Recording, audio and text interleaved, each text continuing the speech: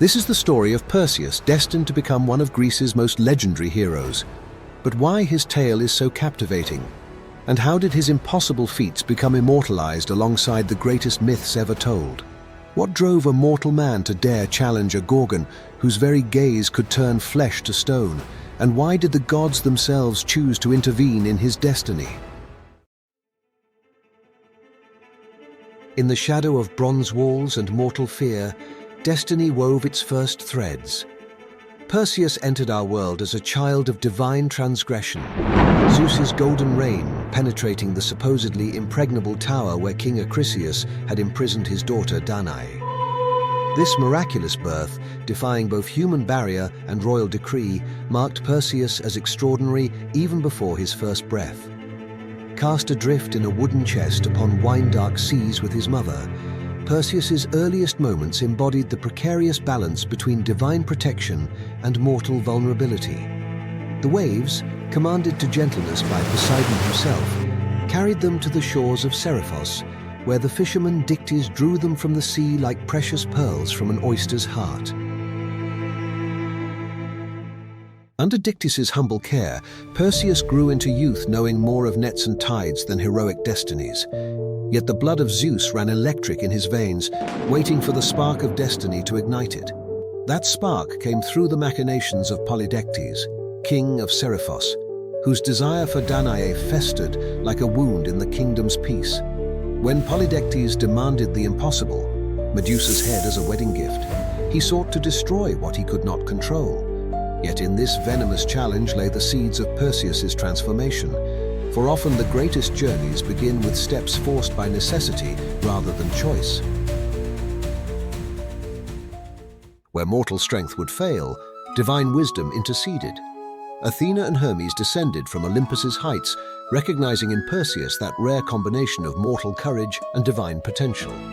Their gifts were not mere tools, but manifestations of divine principles.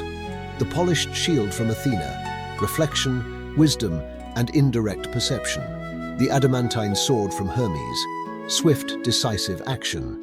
The helm of invisibility from Hades, transcendence of mortal limitations. The winged sandals, elevation above earthly constraints. Perseus's first flight marked more than physical elevation. It represented the soul's ascent from mundane existence toward heroic possibility. The familiar shores of Seriphos fell away beneath him, and with them, the last vestiges of his ordinary life. His confrontation with the Graeae revealed the hero's cunning spirit. These ancient sisters, sharing a single eye between them, represented the fragmented nature of truth and perception. By seizing their eye, Perseus demonstrated mastery not just over them, but over the very nature of vision and knowledge. The approach to Medusa's lair was a descent into humanity's deepest fears. Here, in a cave where light feared to venture, Perseus faced not just a monster, but the petrifying power of terror itself. The stone statues of failed heroes stood as grim testament to the price of direct confrontation with that which should not be viewed directly.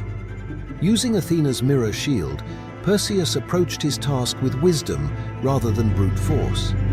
This indirect approach carried deep symbolism. Some truths can only be confronted through reflection and metaphor. The severing of Medusa's head represented more than victory. It symbolized the triumph of conscious wisdom over paralyzing fear. Perseus's return journey was marked by redemptive acts.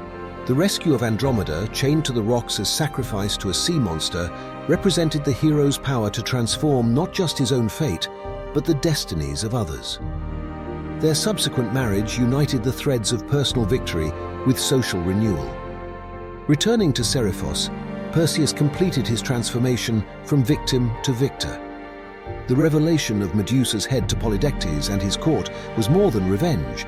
It was justice crystallized, transforming those who would abuse power into monuments to their own hubris.